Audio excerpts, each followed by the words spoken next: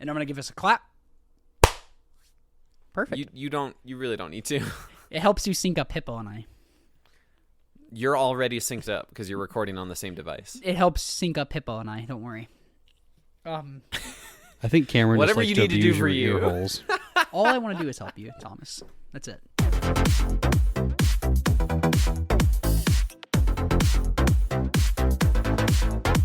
Welcome back, everybody, to another episode of the Common Ground Podcast, your favorite podcast where we talk about your favorite format, Pauper. I'm just going to keep going faster and faster. And one day, I will explode. My name is... Oh my gosh, I peaked there. My name is Cameron Schindler, your co-host, joined as always by Mr. Thomas Gunn, the great furnace hater himself. What's up? That's me. Great Furnace can go to hell. Whoa. I guess. No, I'm good. I've been in the studio. A couple times in the last week. Rapping or working on a little something. some rap tracks? Yeah, that's definitely my genre of choice. That would be wild. Hearing a Thomas Gunn track and he starts rapping, I think I would poop my pants. I scared him. I have a YouTube video to send you then. Oh God, We're done with this. I'm excited. I'm gonna flame you on Twitter. No, I'm kidding. I wouldn't do that. You better. No, I wouldn't. No, it's okay. And we are joined by our other co-host, Mr. Hippo James Hieronymus. What's up, buddy? That is a way you can say my name, I do suppose. Hieronymus sounds like a Pokemon. My real name actually sounds like a Pokemon anyway, so Hieronymus. it didn't need a whole lot of help. James? James would be a funny I'm doing Pokemon. okay, thank you, Cameron. Okay, sick. Besides you having to climb my stairs 3 separate times, 4 in total once you leave. Yeah. Mm-hmm. And it's hot outside, fun fact, and it's only going to get hotter as the days progress until it gets colder. What are we talking about? We got more of a question from a buddy of ours, and he asked Hippo a question, our dear friend Spencer, and Hippo, I think you just said, like, hey, we're just going to run with that as a topic idea. Yeah, I asked him, I said, hey, he asked me a question on the side, and he's like, do you think that Pauper has more polarized matchups than other constructed formats? And I asked him if he was cool if I used that for a podcast episode, and he goes, I'd love to hear what you guys have to say about it. And before we get too in the woods on that, I just wanted to shout out one last time that there's a Team Trios event going on this weekend, so that will be Saturday, August 3rd. August 3rd will be a team event here in Middle Tennessee, a game store called Game Night in Columbia, Tennessee. So this would be the last week to sign up if you're in the Middle Tennessee area and want to battle it out with some buddies. The seats are Pauper, of course, the best format, Legacy, and Modern. So 1 good format and 2... They are fine. They just need some attention, but the formats are fine. You can do a lot of stuff still. No, you can't. Anyway, back on track. Somebody please. But yeah, come out and battle. Somebody put us back on track. So, is Pauper a more polarized format than other formats? Does Pauper have more polarizing matchups than other formats? That's... Thomas, we talked a little yesterday, and yeah, from what we talked about, I guess I don't want to put words in your mouth or anything else, but you were saying you thought Pauper didn't have that too many polarized matchups? Outside of like a couple of outliers, I think everything would... my gut feeling looking at everything, having played a lot of either side of these matchups, having watched people play either side of these matchups, I think if you compared that to something like Pioneer right now, Modern, I can't really speak to Legacy from personal experience, or Vintage, and also potentially not so much Standard. Standard, I think, is in a pretty good spot, or has been. Bloomburrow just got added to those rotations. Who knows about Standard? I don't know exactly what it looks like. It's a whole new... However, I think if you compared Pauper to like Modern or Pioneer, I think that you might... I would have to look at the exact numbers, but my gut feeling is that you have more of a chance of a polarized matchup in a higher powered format like Pioneer or Modern, in that, although higher powered is subjective, in a different format like that, because if you look at Pioneer in particular, the format kind of revolves around Sorin, Vein Ripper, and Phoenix. And so those matchups kind of dictate how you have to play the format, and therefore you're either going to be playing one of those decks to just kind of have this kind of a combo thing that you do, and then you have a solid game plan around it with a lot of card advantage, or you either have to go way on the other end of the spectrum, way on one end of the spectrum, and try and go into the long game and control everything and go really big, like the Niv to Light, like 5-color control decks, or go all the way on the other end of the spectrum, like the Slick Shot Red decks, and try and beat your opponent down before they can even do anything. So in my mind, that kind of swing back and forth in the structure of like the top decks of a metagame for Pioneer, in my mind, feels a little bit more polarized. Whereas if you brought it over to Pauper, I think that you have, like, if you put, even say something like Ponza versus Mono Blue Terror. Like, the Mono Blue Terror has relevant counterspells, relevant threats if you get them on par with the threats of the Gruul. Well, I guess we should say like Gruul Eldrazi or Gruul Ramp, really, at this point, to the Gruul Ramp deck. And the Gruul Ramp deck can, try and go as fast as possible, can go a little over the top if they don't get a quick terror. Like, there's still a lot of play back and forth, and maybe that's just one example. But in my mind, I think that Pauper games are generally a little bit more even. However, I think that drastically changes with sideboard cards, which I think is something we'll get into, is that I think that the sideboard options in Pauper can swing matchups way more one direction or another than in other formats. And I'll just that's kind of like my thoughts and thesis, and I'll leave that there. I feel like I just talked for forever. No, I do it all the time. You're good. So I guess before we get too deep into it, when we say polarized, do we just mean like this deck either has it has matchups that are either really high or really low? Is that kind of what we're talking about when we mean like a deck has very polarized matchups? Okay, so let me chime in real quick. I think the best way to go about this is saying that a lot more decks that you're going to play in other formats like Pioneer, Modern, so on and so forth, the matchups are going to be a lot closer to the like 50-50 or 45-55 range. And I think what we're actually talking about here is more outside of that spectrum. I think we're more talking in the 60-40, 70-30 kind of territory. In Pauper? Yeah, I think that's more what we're looking at here. I think specific decks, but for the most part, I don't think there's really a lot of 60-40 matchups in Pauper versus I don't want to talk too much about other formats, but I'll just use Pioneer for example. Like the longest standing problem that format has ever had is that there's always these top 3 dogs. It seems like Rakdos is always there. Mono Green used to be this big dog. Phoenix recently, but there's the trinity of these 3 really good decks, and they all lose to one, they all beat up on the other. It's almost I guess Phoenix and even Phoenix rock, and paper, scissors. Yeah, I guess even now, but you think about Phoenix and Vampires, I've seen that go both ways. I honestly don't know and which also is favored, specifically that deck looks a lot different than it did because that's not deck that's trying to play necessarily the fairest game plan. It's trying to play in the combo space too. But traditionally, it's you have these 3 decks, and those are the 3 decks because it beat up on a lot of the other decks. And if the other category usually had 1 or 2 good matchups against that trinity, otherwise it would be the best deck. It had 1 or 2 matchups against it, but never had a great matchup against all 3, or even a 50-50 against all 3. I remember the Karuga Fires deck. That whole point was I'm gonna beat up on Rakdos, but it's and green. It beat up on green. I thought green had a really good matchup. No. Against it. No. Oh, okay. It beat up on green and Rakdos. Oh, green and Rakdos. Yeah, but fires just get there too. Got poo-pooed on by control. It right? does. It gets beat up by other mid-rangey or the counterspell decks. decks. Spirits had a really good matchup there. Not to get too in the weeds about Pioneer. I don't want to. I feel like we've talked about the Pioneer meta more than the Pauper meta. But I feel outside we're just setting up the stage. Yeah. We're lighting up the stage, you could say. Outside combo decks and control decks, I don't think there is a ton of polarized matchups in Pauper, and I think that's why I hate saying I think in front of everything. I should stop doing that, because if I say something, it's obvious I think it, so I don't need to put I think in front of a sentence. But outside of those decks, I don't think there's as much polarized matchups.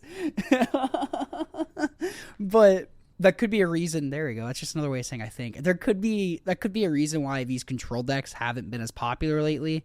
Like, we haven't seen, like, Caw Gates as much. That might be from a land destruction perspective, but we haven't seen Caw Gates or even, like, the Ephemerate deck do as super well. Just, it could be from the polarized matchups, and right now, like, decks are going pretty fast right now, or blowing up lands, which is control decks don't like. Correct. Especially Gardens, once I hit a land drop every turn, or if you're trying to play tapped Gates every turn, and they just have 3 land destruction spells, that just blows you out of a game completely. What decks were you thinking that had like super polarized matchups? I mean, you alluded to it earlier. It's decks that are like on hard ends, usually on hard ends of the spectrum. It usually is like the very dedicated combo decks or the very dedicated control decks, and it's usually against each other, honestly. Yeah, Stuff like a particular example that comes up that we talk about all the time, or that we in our circle talk about all the time, is like the Poison Storm Gardens matchup. Like, that matchup is nigh unwinnable from the Garden side. You have a pile of removal. It's just a pile of removal spells versus 0 creatures. Yeah, just versus cast and spells win deck. Yeah, so that matchup that's definitely in the like 70-30, 80-20 range. Like, it's very hard, very hard. Yeah, and maybe it's just like other format. Like, Pauper does have like polarized matchups, and I think when they're present, they're like very noticeable. Versus like that's like you said, like unless like you're sideboarding very, very focused for that matchup, it's like that matchup can be like just nigh unwinnable, and it's not like Poison Storm or really Gardens right now super popular. So if you're playing one of the decks, it's just like if you're playing Gardens, like okay, hopefully I just don't play against Poison Storm, and you're just better off like accepting that loss instead of dedicating a bunch of sideboard cards to it. So like I think you feel that 80-20 more versus like in other formats, like there might be more 60-40 matchups or whatever, something in that range. Well, and you also have to think, you don't feel that as much. Well, I think you also have to think what you have access to as far as your sideboard is concerned in other formats versus this one. Yeah, Pauper is really. I'm not saying that we don't have good sideboard cards. Yeah. That's not what I'm saying. Mm-hmm. I'm specifically talking about those, like the cards available to you in these older formats are going to shore up those matchups, I think, in a much more impactful way than they are here. Does that make sense?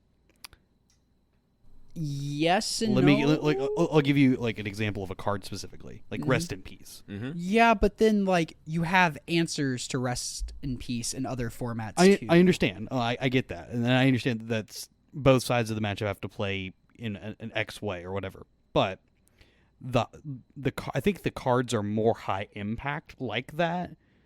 I think if you wanted to talk about like the highest impact card in this format, Dust to Dust? I think it's Dust to Dust. Yeah, because I was thinking Dust to Dust in my mind. I'm like, I don't know, that feels pretty brutal if you're on the play and Dust to Dust 2 of my lands. Yeah, I mean, okay, that's and I think that's true. But I think that the quantity of cards that are that way is way higher outside of this format. I guess like Modern has a lot more silver bullets. Yeah, we don't have necessarily as many of those. Yeah, and like Pauper doesn't even have like a Rest in Peace effect. Like there's no way to stop the graveyard from happening. Yeah, like you have like one-time effects, but like there's like none of the, like the I think we've said this before, like the relics and the Nihil spell bombs, they don't stop the Blitzkill combo from happening. But that's a good thing to have because it allows things like that, or like what's the Life's Misery? Isn't it the card?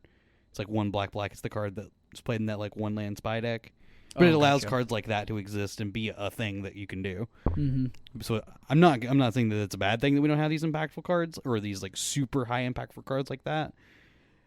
You know, on the scale that we have, we don't want a format of a bunch of Dust to Dust. Like we don't need every card to be that good. I feel like right now Pauper has a lot of like 50 to 55% decks, like something akin to like old 2015 Modern Jund. Like that was the deck where it's like, hey, I have like maybe even closer, like 45-50% against everything. Like I have game against everything, and it's like if you're Reduke, maybe you have, it's You not just 45-50, it's 50-55. You leverage your advantage. Yeah, and I feel like just looking down a list of a metagame, I feel like Pauper's a lot like that. I feel like Grixis Affinity's like that. I feel like Rakdos Madness is trickier to pilot than it looks. I feel like you can get a lot of percentage points off from practicing that deck. Gruul Ponzo is a little bit of a flip of a coin, so that's a nice. I mean, I think once you've decided your mulligan, that deck turns off its brain. Yeah, no. Sometimes I got to decide what land destruction spell I want to use, and yeah, okay. I'm kidding. I think that when our buddy Matt said, he's like, this is the deck that you just once you've decided whether you're keeping or not, the brain autopilots itself. But dude, you gotta. Do I want to cast the Writhing Chrysler, or do I want to play the 4-mana land destruction spell? Though that's tempting. But there's a lot of decks like that. Even like the White Weenie deck, like I was impressed like how much like with all the clues and stuff and Militia Buglers like that deck could grind, and it's like I feel like that gives the deck. We've seen this aggro deck that's been chilling at like this, or honestly, like, I've seen it as low as like 40%. I've seen as high as 60% from like the last few weeks for like win rate. So that's has good matchups with everything, you know. Oh yeah, I agree. Another matchup I want to look at is something like mono red into like Boggles.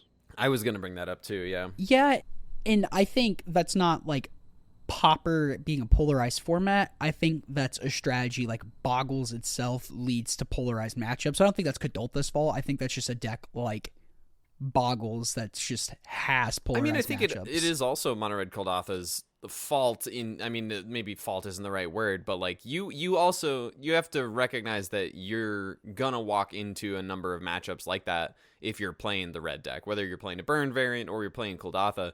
Like if you run into Madness, like Madness has like half of their burn spells gain them like 2 or 3 points of life. Like it's really hard to race Rakdos Madness unless you have a really fast start from a mono red deck. And so you have to know these things going into it, and there aren't a ton of ways you can really counteract that out of the mono red deck, let alone like once we get into like the hexproof Boggles range, like or Kagates with just like a huge Sacred Cat or something like that. Yeah, in that vein, that was kind of back to my point on the sideboard cards, or not even sideboard cards, but just cards that you have available to you in a format. Like we were assuming this was modern whatever year 2016. We'll go with that. If you played that same matchup, like, your burn deck against the Boggles deck, yes, that is traditionally in favor of the Boggles deck. However, you did get to play a card back in the day that can really turn games around on that matchup, and that you played it in your main deck from the burn side, and it was the Skullcrack. Yeah. So you have these, like, very impactful, like, that's an impactful card. Like, when that card is good, it is insanely good. And I just don't think there's not a high density of those cards like that available to us. And I know our buddy Jay has talked to me on the side and before, and has been like, we need players can't gain life card like that. God, please. In the format. Please. I don't know if I'd want that in red, honestly. Because then it becomes, it's either got to be like an expensive card, because otherwise every red deck would play it in its main deck, and that's not where we want things to be. And I think that's a good balance that we have, because I mean, we do having the matchups like that, like I just like these two particular decks I just mentioned, is good. Like having a deck that can go super tall can beat a lot of decks in the format. Like nice removal spells that you have there, like nice snuff outs, nice cast downs, and so on and so forth. But on the other side, it's like, if you played against that same deck, or against the same deck from the mono red side, then you're like, oh cool, nice cast down, that doesn't do anything. Like, yeah. So I mean, it's nice that we have like this share going on, but it's nice to have these more polarizing, not saying polarized in overall sense, but a more polarizing sense of decks like that. See, even though you were talking about the mono red Kadoltha Rakdos Madness, I just wanted to point out that it's like the red Kadoltha deck does have like the nuts of Kadoltha Rebirth and the Bushwhacker that I think even like Rakdos Madness could have a hard time keeping up with, and maybe they kept a Boggles hand that had like a whatchamacallit, the 3-mana one and not the Spirit Link or anything. So it's like maybe you can still get under them. I think like Mono Red just being able to go that fast gives it that out, even if it like would be otherwise a really polarized matchup. I think as I'm looking at this like top 10 or 12 decks in front of me in the current Pauper meta, I'm realizing that there are, I think, a wider variety of strategies in the like general like top tier Pauper meta than there might be in like Modern or Pioneer or something like that. Because like as much as like format. like we like I were talking about Pioneer, Pauper's like the as first. I think because more people get to play. yeah. As much as I was saying about like Pioneer, you know, you have Phoenix and Vampires in the middle, and you have like Niv to Light on one end and Mono Red Slick Shot on the other end, but like these are all just kind of like an aggro deck, like Heroic, Slick Shot, the green versions of Slick Shot, even like Spirits is something of an aggro deck with like a tempo bit of like an aggro control vein. It's kind of just doing the same thing. Phoenix and Vampires are What is tempo? basically are like kind of, if you there compared them to decks in Pauper, Phoenix and Vampires are kind of just doing the same thing, just like a couple little card advantage spells, interact with your opponent's creatures, and then just like have some flying threats that go over the top that your opponent can't beat. Like that's kind of doing the same thing in different ways. And then all the control decks are just trying to do a big end game thing. Whereas in Pauper, your mid-range deck of choice is like Grixis. Do you want Grixis Affinity, or do you want, you know, to try and play a little bit more of a mid-range game with a Jund Broodscale deck or Orzhov Blade? Like those are all mid-range decks, but they're very different. They're doing like Grixis is leaning much more into the artifact stuff than like Blade is, and like Broodscale's just using the artifacts for lands mostly, and like a couple like Ichor Wellspring type of stuff. You mentioned then Terror like stuff Coggates too. is a whole other type of mid-range angle. Yeah, and like Terror like can go between any range anywhere from tempo to mid-range to control with how you want to build the deck. If you want to splash a color, like there are many different ways. There's so much more variety. Like the combo decks, there's more variety of combo decks in this format than I think in either of Pioneer or Modern. Again, I'm sure, you know, Legacy and Vintage are their own thing and they have their own different kinds of combo decks, but like I think in comparison to the more like the Pioneer and Modern, and especially Standards of the world, like this has a more diverse array of playable combo decks than any of those formats, I think. And so I think I'm coming around to there is of course going to be more polarized matchups in a format where you have the ability to play a wider variety of decks are more viable. You could see than in other 8 different formats. decks in top 8 and not be Exactly. surprised. Exactly. Like, I mean, we're gonna go through Yeah, the challenges that's from this where I last am, weekend, too. and like there's a ton of variety just in 3 top 8s that we're gonna talk about. So, do you think, I want to get a counter for the words, I think, from It's either fine. You're of just us. covering your So many bases in times we case say you're not that. right. It's fine. So, let me ask you a question. Pauper being so diverse, is that a byproduct of polarized matchups or non-polarized, or more of things being in the more closer to the 40-60% range, or do you think it's not even I think related it's at the all? opposite. Like I think. the polar, I think. I I think. think. Go ahead, Well, Jace. my turn. Wait, the opposite of what? Oh, I think that Oh, I in think my that opinion, it's another I way think to say that Pauper is a more I'm coming around to that Pauper is probably more of has more polarized matchups because of the diversity, and it's not the diversity because of the matchups. It has the matchups because of the diversity. That's what I think. It's the whole a square is a rectangle, but a rectangle is not a square kind of thing. No. that is an that analogy is an that you could use here. I don't it think that fits necessarily here, no. The pieces do not fit here. Sorry. But I've watched him fall in the place at Fall away, but okay. in the second verse. Where shall we go from here? Shall we just kick it to the challenges? We had a nice little discussion on So, that. I think we'd wrap up our thoughts on that and say I am also on board in saying that the diversity creates the polarization, and not that the polarization creates the diversity. Yeah, I like that. And it just kind of surprised me when the comment of I'd rather play a format with an unhealthy deck than play a format I don't like, and the said person was referring to Pauper. And I was just thinking about that, and I'm like, but why? Like, I just made me curious, like, what about the play patterns that this person did not enjoy, and that of all the diversity of Pauper, how is there a deck that you can't find that you resonate with? I feel like if you enjoy Magic, there's a deck in Pauper that you could enjoy playing that's tier. If I had to guess, it is because that particular individual does not play the format, like, at all, because they're a competitive player and they don't really have a good reason to want to play the format. That's fair. Like, if you only care about Magic for competitive, there is no reason to care about Pauper. There just isn't. Yeah, currently. I'd agree. Mm-hmm. So that's fair. That's fair. Sadly.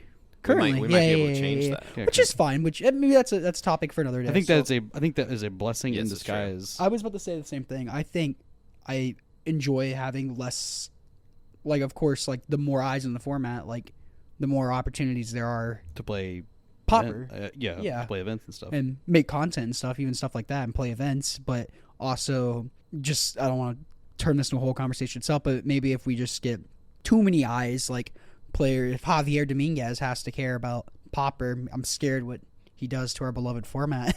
Yeah, I mean that's a product of any competitive format. I mean, you have pros' eyes on it at that point, and they care about it, and they'll determine what the metagame is and is not. Mm-hmm. So who knows? Anyway, that was kind of a tangent. Shall we move it on to some challenges? Thomas, do you have any closing thoughts, mister? I had a thought. No, I had a thought that maybe we can do a little practical application of this, just to kind of give an example, just from like one deck's perspective. I was thinking we could go with either, because you guys have both gotten some experience, Cameron, you with Madness, and James, you're back on the White Weenie deck. I thought maybe we pick one of those two and just run through some other matchups and just kind of suss out how we feel the percentages might go back and forth, like if there are sideboard cards that we feel might swing things in another direction. What do you guys think? I'm cool with that real quick if you want to do that. That's fine. Pick a deck. I think we can pick any deck in the format. We can talk about it. Do you think we should do Madness? Because I know you ran a league with it, Thomas, and I think we've all had experience playing the old version of Madness. Let's do White Weenie. It's still kind of the new hotness. Okay. So let's do this, and James can speak to some detail on this. So let's just start right off. White Weenie, I'm just going to go down the list. White Weenie versus Mono Red Kuldotha. I imagine that I think it's a great matchup. It's a good, I imagine it's a good matchup. Your creatures are going to generally outsize their creatures, and you have access to, I'm sure you have access to life gain in the board. Where do you think that matchup? I have access to life gain in the main deck. Lunark Aspect. I have Lunark Veteran and Prismatic Strands in the main. Excuse me. So that already swings it quite heavily in my favor. And then in the board I get an extra copy of Prismatic Strands. And depending on, say, which life gain cards you want, I have chosen Erishan Cleric as my life gain card of choice.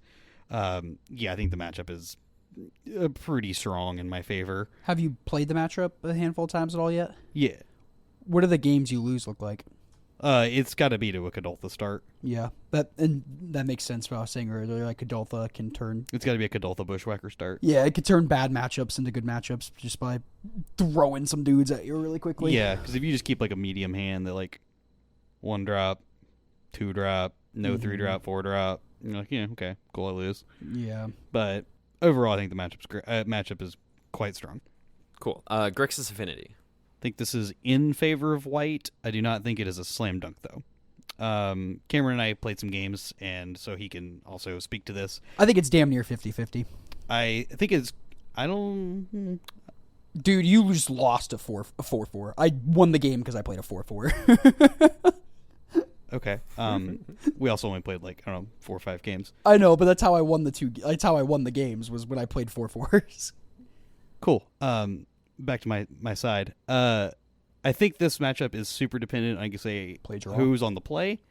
If the mono white player is on the play, I think it's very much in their favor because they are I pretty likely to win game 1. I think And then if they're on the play for any of their sideboard games, those are slam dunks because they just get to revoke existence your land on 2, dust to dust your other 2 lands on 3, and you're just like, cool. I don't know that I can lose this game from this position. I think post-board games, mono white wins if it's on the play, because how it went when we did it was I played a tap land, and before I could use my mana, my land got Stone Rain.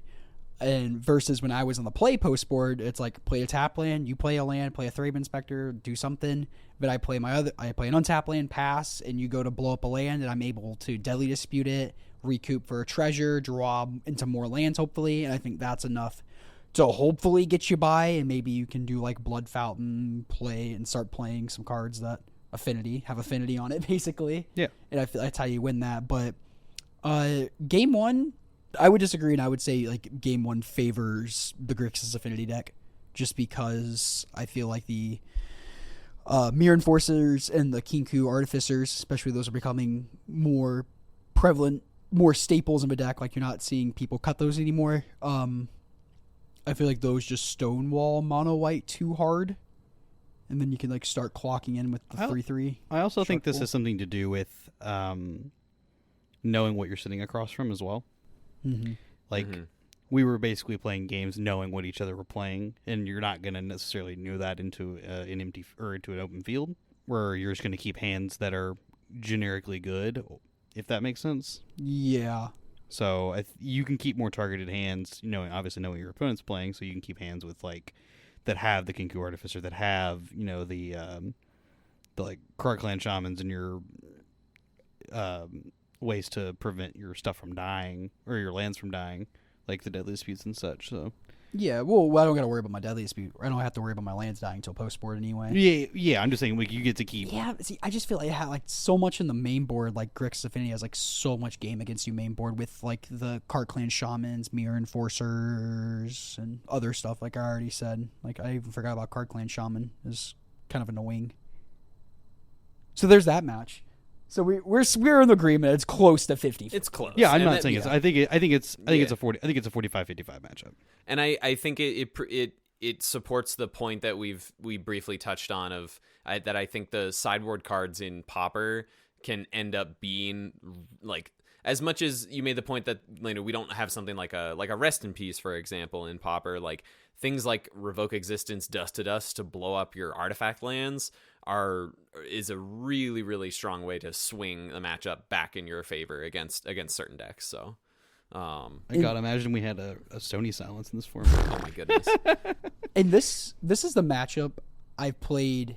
This is the most play draw dependent matchup I've ever played in Pauper. Like, you hear play draw matchup dependent, and like you hear the Jogan Pioneer all the time, but this is the most I've ever felt it in Pauper. Like, I've never, like, there's been games where I'm like, man, I feel like that could have been slightly favored towards me if I was on a draw, because I could have did this and this, but just because of Revoke Existence, Dust and Dust Curve, it's so play draw dependent. Yeah. Cool. Cool. Just a couple more I want to touch on. James, you spoke on the matchups against Rakdos Madness and the Gruul deck when you did your recap from game night. So I don't really want to touch on those too much.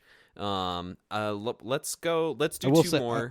I will say that I played some games this past weekend against the Gruul deck again, and someone has learned their lessons, and they definitely played the matchup very differently. Do you get crammed? Yeah, Matthew Centillas decided to not give you the initiative. Yeah, Nice. Gave you that. Yeah, agreed. Nice. Wiped you up. So let's do two more. Let's do the Terror deck. In the flavor of the month is the mono blue version. So funny enough, Cameron and I were actually talking about this as soon as we walked in the door. I think this is a pretty close to 50-50, I think. Mm-hmm. Demir or mono blue? Yeah, I think we're talking about mono blue. It's the flavor of the flavor. Demir probably Sorry, swings much more towards Terror, just with like Drown in Sorrows and Arms Hadar and stuff like that. Yeah, I think if it's that's not a question. I think because it's mono blue, I think it's pretty 50-50 because, again, it is a 5/5 that's hard to deal with. It's or a 6/5 that's hard to deal with, or whatever. croissant is eating Cameron's hand. He won't. He's just making out my hand every time I try to tug away. There are some cards that are good in the matchup. I think like the leveraging your ability to prismatic strands is huge here. Your flyers are all very good here because they have no way to stop that from happening unless I guess they play. What's the Murmuring Mystic? Yeah, Murmuring Mystic. That could be pretty hard. Flip. Yeah, it seems or like the Flip card might be Delver. good against you. Yeah. Are they playing Delver? Mm-hmm. Oh yeah. The mono blue deck is a Delver deck. Okay. That's what I said when I played it for that monthly. I was like, oh, this isn't a terror deck. This is a Delver deck first, and then it's a terror deck. I see. Correct. I couldn't remember what the current flavor of it looks like right off the top of my head. I think that matchup. Yeah, I think that matchup's closer to 50-50. Again, if it were the blue-black version, it would be way in blue-black's favor. Mm-hmm. Unexpected Fangs, Drown and Sorrows, those are all really hard cards to beat. Yeah, that's pretty tough. Then the last one I wanted to bring up is the wall. Sorry, go ahead. One more. But you say Prismatic Strands, I think, does probably the most heavy lifting in that matchup, and then I get to board into a couple more Journey to Nowheres, which is pretty good there. Maybe some. It's all. Yeah. Getting to Exile the Graveyard is not nothing too with the Thraben Charms. Yeah, Thraben Charm, Exile in the Graveyard, is pretty, or actually in killing their dudes, pretty huge too. Yeah. And I guess it, just compared to the affinity matchup with just like the big dude side of it, it's just like you just don't have the out of like stone raining them 2 turns in a row and just like automatically winning the game, So like that's just not an option versus them. So like their big dudes might be a little harder, or even just dusting 2 Mirror Enforcers too. Well, I think the good thing here is that like they don't have ways to buy back their creatures, which is really huge. That's true. And you can this deck can just block forever. That's true. This deck can block for so long. All right. And your last matchup. Last one I wanted to bring up is the Walls deck. That matchup seems horrendous on the mono white side. Absolutely horrendous. I think Thraben Charm pulls its weight in the main, and that is about it. I think Thraben Charm probably just buys you another turn, just so you can play one more minute. Well, it depends on Magic. how they're going for a kill. If they go from like a free from the real kill, then you can stop that from happening. Yeah, that's what I'm saying. It just buys you one more turn because it's like you go for the freed from the real kill. It's like, okay, now what? I'm attacking into all your 0/5 wall. Yeah, so I think that matchup's pretty hideous. Post board, I guess you try to mana denial them and bring in some like Journey to Nowhere, because that deck does play so few lands that you're like actively looking to shut off their mana. But yeah, I guess my thoughts on that. All right, that was a cute little exercise. Let's move it to the Pauper challenges. All right. Shall we hold my hand into it? Let's do it. Pauper Challenge 32 on Friday, July 26th. We had 52 players. In 8th place, Lollapalooza 2001 on Mono Blue Terror. In 7th place, Brivenex on Mono Blue Terror. In 6th place, Pedro Stone on Grixis Affinity. In 5th place, Captain Tsubasa on Gruul, just making sure it's not Panza, Gruul Ramp. Gruul Monsters. Ramp. In 4th place, Luffy Do Chapeau de Pala on Grixis Affinity. In 3rd place, Juju Binha 39 on Demure Terror. In 2nd place, Etzokrado on Mono Blue Terror. And in 1st place, OutZero on Grixis Affinity with an 8-1 record. That's 4 Terror decks in top 8. That's 4 Terror decks, 3 Affinity decks, 1 Gruul deck. That's I mean, I know we were talking about diversity in top 8s, but it's certainly not this one. 9th and 10th were Grixis too, which is funny. Yeah. So they were just on the verge of the Demure Terror deck is playing the Sneaky Snackers in the Modern Age that we saw a few weeks back from the Creator Showcase. So that's pretty cool. Good to see that. And that's their only creature suite, so it's just the Terrors, Modern Age, and Sneaky Snackers. Yeah, There's no Cryptic Serpents or Murmuring Mystics, Gurmag Anglers. It's just those dudes, which is interesting. Other than that, it looks like the same... Oh, so I was reading this Modern Horizons card in Demure Terror. They're playing this card called the Hida's Ploy. Hida's Ploy. So it's 1 blue-black, instant, draw 2 cards and discard a card. You gain life equal to the number of cards you've discarded this turn, so jumpstart. and it has Jumpstart too. So that's interesting. Are you discard? I guess with the modern age, you can just draw 2, discard, and gain 2. Looks like the max. You on can that also card. just do this card multiple times a turn. Ah, that's true too. Like if you have 6 mana lying around, just cast it twice. Yeah, that's true. Well, it does Jumpstart does exile too. So you can, oh, never mind. Sorry, I thought this was. I misread Jumpstart. It's been so long since I've seen that text on the card. Sorry, Thomas. I kind of cut you off and just kind of powered through it. What were you up to? No, you're okay. You're okay. I wanted to call out a cool include in the Gruul deck here. We got 2 copies of. Wait a second. You meet in a tavern? You meet in a tavern, which I assume was downshifted in one of the like Commander Masters or Baldur's Gate sets. Because the image it's showing me is an uncommon. It's 2 green for sorcery.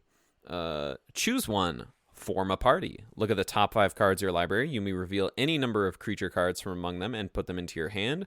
Put the rest in the bottom of your library in a random order. So it's like a Lead the Stampede. Or start a brawl. Creatures you control get +2/+2 until end of turn. So this is pretty cool. It's just like a one mana. Yeah, but that's fine. A bunch of your guys will already have trample too. Like they've got an Oliphant in here, the Avenging Hunter, like your Annoyed Altasaur. Your Chrysalis is just huge. Boarding parties already too. If you have huge. a few Scions laying around. Yeah, there'll be a couple spawn chilling around. But yeah, I think this is neat. Some elves technology. Yeah, this is cool. Yeah. I wonder how good this card is. I mean, it's pretty easy to cast. Obviously, you're casting other 4 drops pretty quickly. You can cast this one. That's what I'm saying. I wonder how impactful it is. I'm not saying it'd be hard to cast or anything. I'm just wondering if it's impactful enough. I'd imagine it's pretty good. If you pick up like 2 Altasaurs off this thing, it's probably pretty good. Yeah, that is good. That's a good point. Just take it a turn off. It's just. I think I'd rather. Yeah, it's just Lead the Stampede. It's just Lead the I'd rather Stampede. blow up a land. Well, that doesn't seem to be. How do the y'all consensus. feel about? I mean, well, look at all the Terror decks that are playing right now. Terror doesn't have to play on a ton of lands. Terror like doesn't care. Like they can counter stuff for 1 mana. They can counter stuff on 2 mana. They can play a threat. They can play a bunch of their threats for 1 mana and exile stuff out of the graveyard. Like. It's not hard for them to find another land, right? Too. Exactly. Yeah, like, they're not playing a ton. They are probably. Yeah, they're probably the deck that's most likely to draw out of getting land destruction. For sure, 100%. So and Grixis being popular with all the bridges and stuff, it makes sense. But like, it's kind of ironic. Like, if this monsters version is getting more popular, it's probably better in the mirror, blowing up their lands. So it's kind of like a catch-22. Like later we'll talk about Coggate's top 8's a future challenge. So it's like if Coggate's returns and if Gruul's going to be super popular, it's almost like you're better off running the land destruction spells and then like siding them out and the matchups are bad. So it's just meta dependent really. I think it's just a call on what you think will be more played. Shall we move on to Saturday? Let me take a look at these Grixis decks real quick. I'm not seeing nothing too special on these Grixis decks. It just looks like Grixis is becoming like a standard shell for it. Like we're seeing near the same deck. Word. From player to player. Sure. Let's move it on to what day?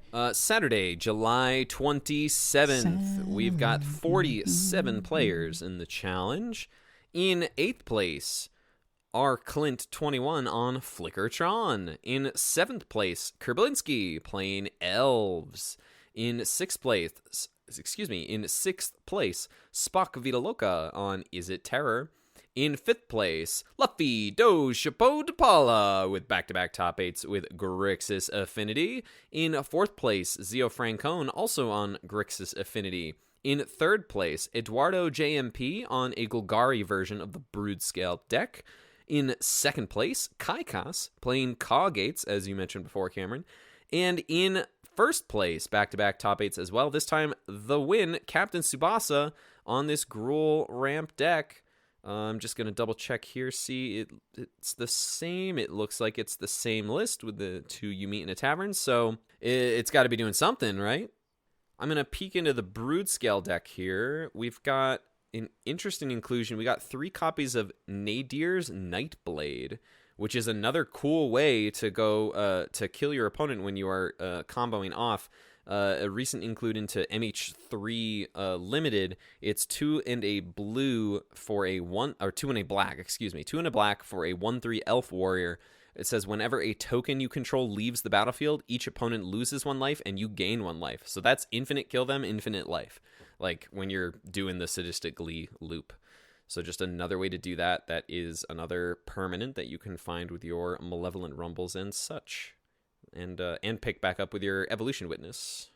Yeah, I think that makes sense in the Golgari version, because it practically does the same thing as the creature that has like the activated ability, except for like if this is lying around, maybe you gain a few life off some tokens here and there. So that makes sense. Oh. And I like seeing Is It Terror by Spock too. That's something that we'll see from like time to time. Yeah, usually from Spock, our current reigning Mox Pauper Mox qualifier champion. Oh yeah, I like the three Murmuring Mystic main board too. It's like really high. We don't even see the other terror decks going that high too. But I like this. That's a great response. I like this style. I think response to what? The response to more terror in the meta. I think just playing more Mystics. Just have a bunch of stuff to block and stuff to go over once you have a surplus of blockers. No, I agree. Yeah, I even know it just dies. It's hard to jam. It can be really hard to jam a 4-drop in the mirror, I imagine. Also, especially playing mono blue. Well, I actually think this is a favor in the blue-red side. I mean, you getting access to, you get to take out your actual counter magic, like counter spell. Oh yeah, and put in the red blasts, which are huge. But do you think they just put in their blue blast? I mean, I think they put in their blue blast over their counter spells. I don't even actually. No, that doesn't seem good. Never mind. No. They're just playing the Pyre Blast and Red Blast. Cameron's trying to. Well, no. I'm talking about. Well, no. I'm talking about. He's talking about on the mono blue side. Yeah. He goes, do they bring in their blue blast for your red blast? Interesting. Maybe. Yeah, but that might be like a game 3 thing when you realize it. Or like, oh wait. Well, they have other red spells, like you can hit the Crimson Fleet Commodore or the I do like the split of 1 Crimson Fleet Commodore and 1 Azuri Fleet Admiral, and being like, well, I hope they have the wrong blast at the wrong time and this resolves. Yeah. James, do you have any notes for the Flickertron or Elves lists here? Ooh, Flickertron's wild. Shout out to Krablinsky for playing Elves. That requires a set that I don't have. There is 1 cool card in the Elf sideboard. It is the card Envelope. Or it's Envelop, sorry. Envelop. It is single blue. It is a counter target sorcery. Interesting. Okay. So it's the opposite of Dispel. This counters some Wraths, which is pretty sweet. Yeah. Oh, like Drown Sorrow. Like Drown Sorrow, Arms of Adar, and things like that. It's pretty sweet. A little awkward. It misses the Fiery Cannonade. Yeah, you got other stuff for that. Yeah, that's true. That's true. Do you think Tron making a little return because of Ponza's not Ponzing? Nope. I think this is the best. This is the best Tron player in Pauper period. Oh, so it's just them piloting the deck very well. Mm-hmm. Them just knowing their matchups like super well. I do not think Tron is a reasonable deck you should be playing right now. Gotcha. Even if people aren't blowing up lands as much. Yeah, no. I think Tron has like a horrendous matchup into any of these Glee decks. I think it has a terrible matchup into Ponza. I do not think this is a deck that you should be playing right now, unless your name is Arclint21. Unless you're the master. Yeah, unless you're that is your thing. I mean, you can do whatever you want, and I would assume Coggate's making an appearance because Ponza not Ponzaing is something I would say is safe to say. And this is a deck I'm curious how it does well, how it hits against Grixis Affinity, like its game against Grixis Affinity. Again, you have the 4 Dust to Dust in the sideboard to help turn it into a polarized matchup. But pre-board, I wonder how your game is. It's not like Grixis is putting you under a ton of pressure, but you don't really have time to deal with or counter before it lands the Refurbished Familiar, which against like any control type deck has to be a pain in your butt because you can't profitably kill it. If you kill it, you already discarded a card, so it's just awkward, you know? So I'd agree. Shall we? Any thoughts, prayers, Thomas? Only other thing I wanted to call out is we got 4 more of these mono blue terror lists in top 16. So the mono blue is really doing really well over the last couple weeks or so, which is pretty sick. I'm a big fan of the deck. I also want to say the Gruul deck, the Gruul monster deck, in first place. The life gain of choice is Weather of a Storm in the sideboard. It's true. Where's the tally board? We should get a tally board. And like by the end of the you would year, have a lot of see how many tallies copies. actually over the last couple weeks. Who, Hippo? No, you.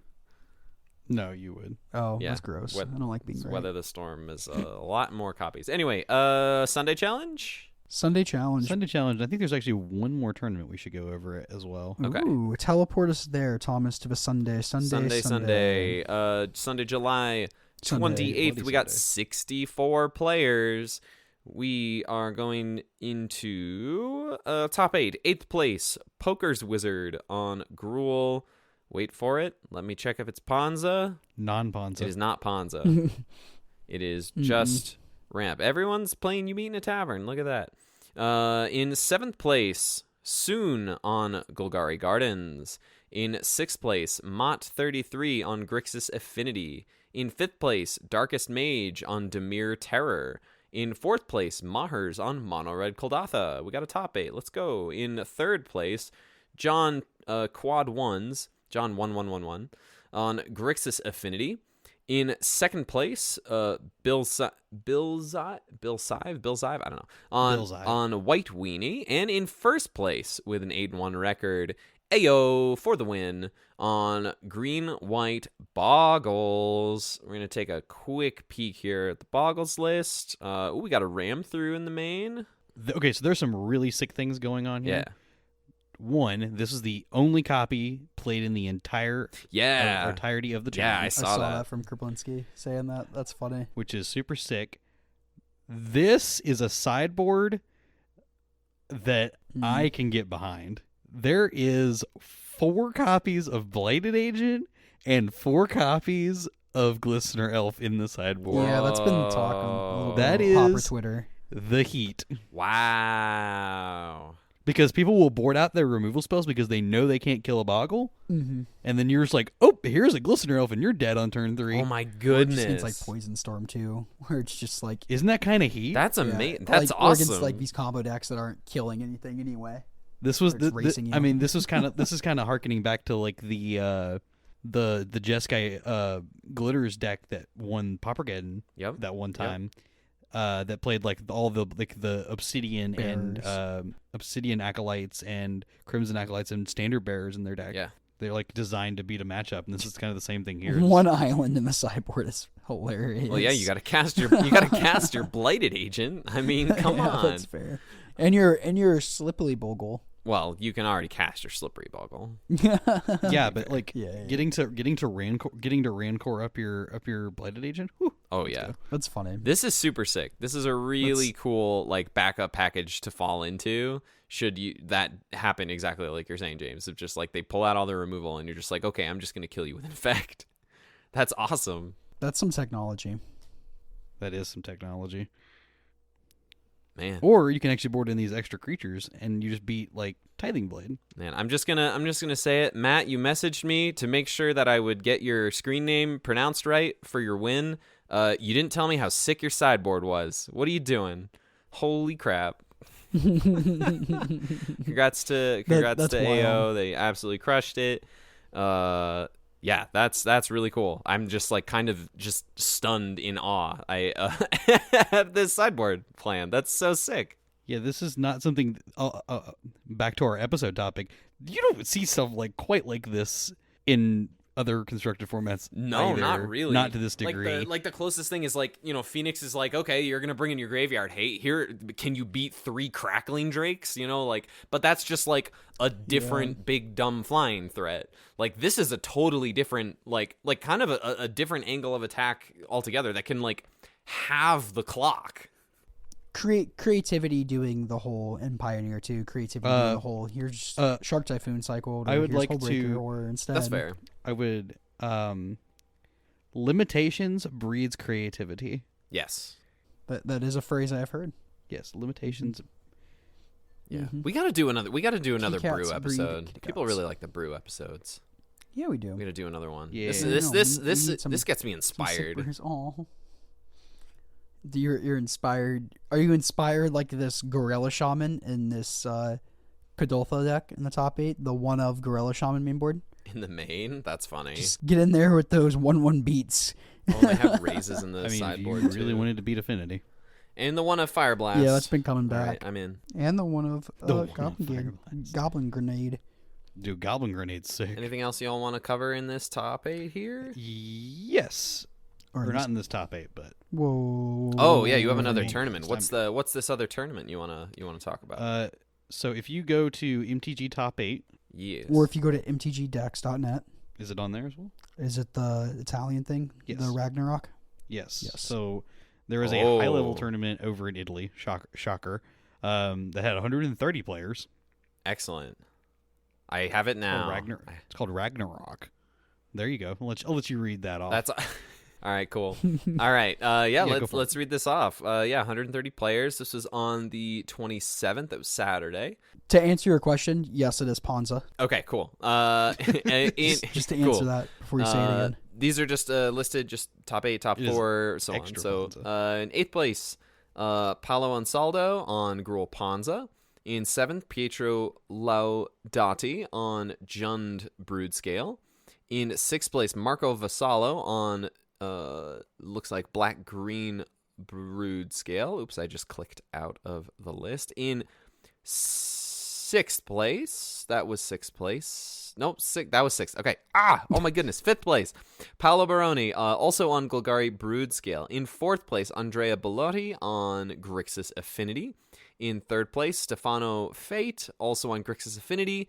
In 2nd place, Elia Morgese on Golgari Gardens. Looks like there might be a little red splash in the board. And in 1st place, Roberto Francini on Grixis Affinity. I'm going to take a quick peek at the first place This one list. looks a bit different. Does Grixis Affinity list? Ooh. Yes, it does. Yeah, you got 4 Frogmites. 4 Fogmites and 2 Gear Seeker 2 Serpents. Gear Something we Seeker have not Serpents. seen in a minute. The full And no Thoughtcast. Kinky Artificers. The full 4 Thoughtcast. Yeah, the full 4 Thoughtcast as well. No Kinkus, too, which I don't like. You are I think entitled Kinku's to your very good. opinion. I am. Well, Kinku just blocks everything forever. Yeah, except for But- I guess it's not great against Dust, but still. Oh my goodness. I wanna bring your boys' attention to The Glue decks? to the Gardens deck in 2nd place. Oh. They're splashing red in the main deck for 4 Riding Chrysalis. Let's Oh my go. gosh. It has made its way into Look at this Gardens. deck. That's wild. That's awesome. I guess I wonder how that went for them. I guess they got second out of 130 person Yeah, tournament, so it must have been pretty all pretty right. good. Yeah, it seems like it was probably fine. It turns. I think. What I are they think guys, cutting to make room? guys, you know what? I think Writhing Crystals is pretty good.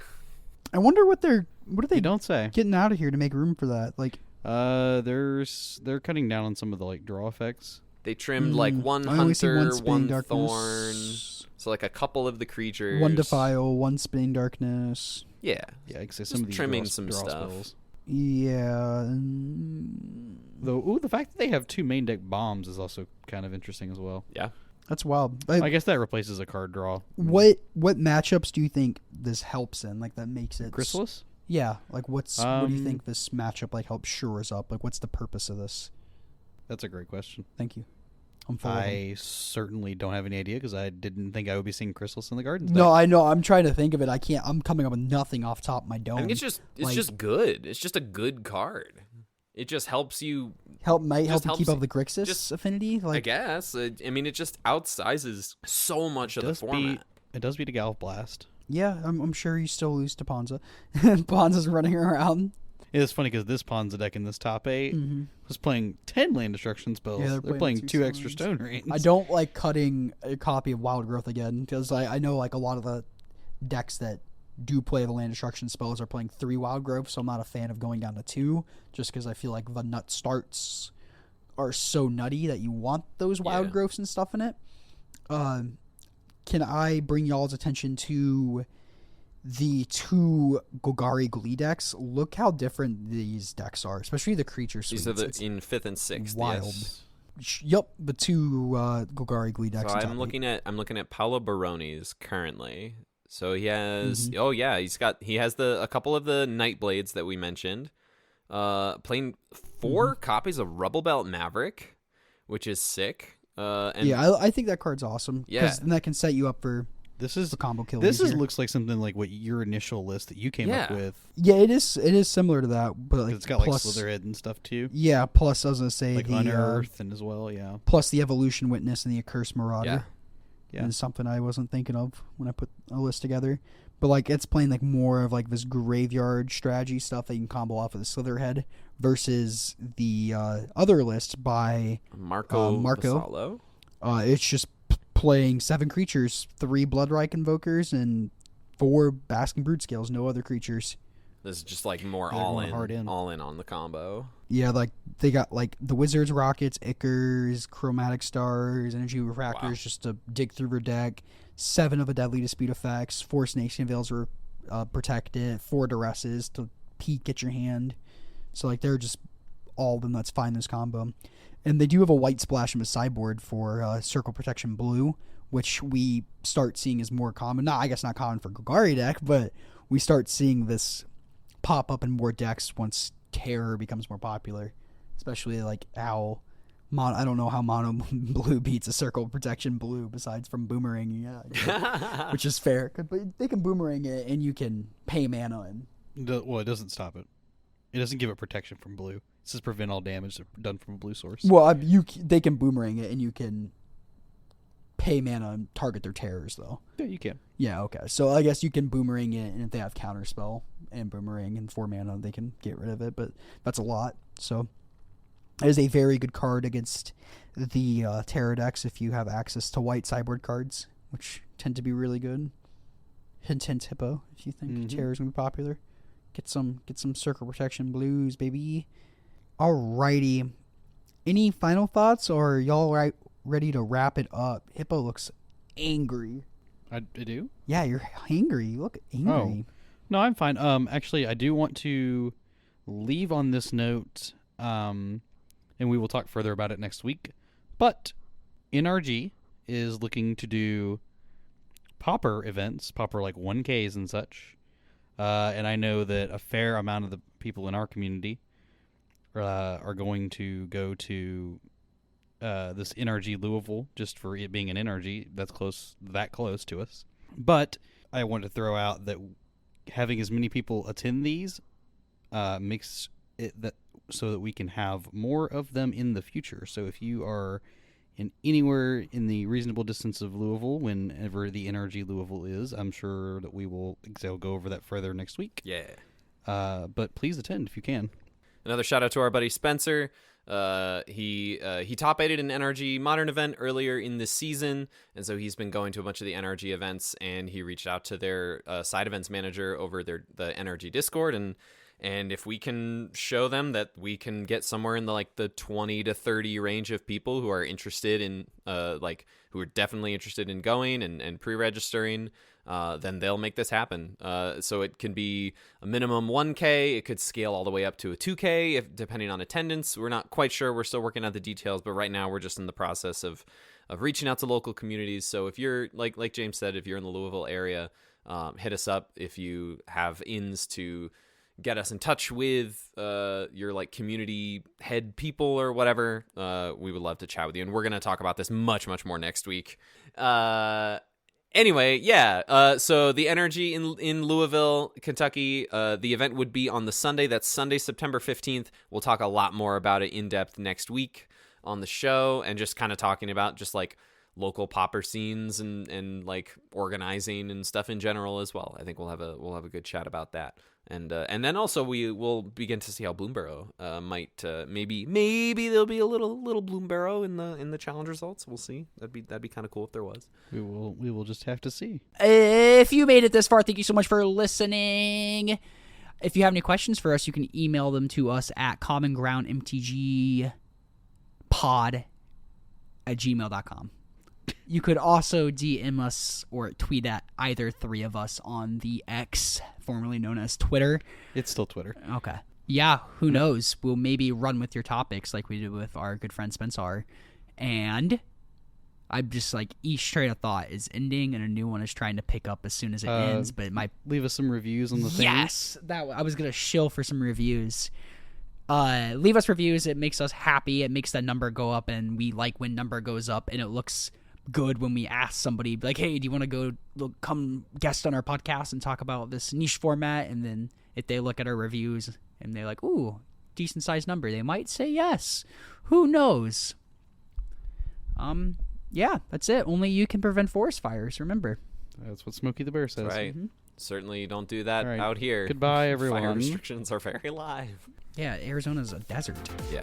Well, it's just extremely dry up here. It just might not be as hot, but desert. it might not be as hot as Phoenix, but it sure is dry. Anyway, okay, bye. Goodbye.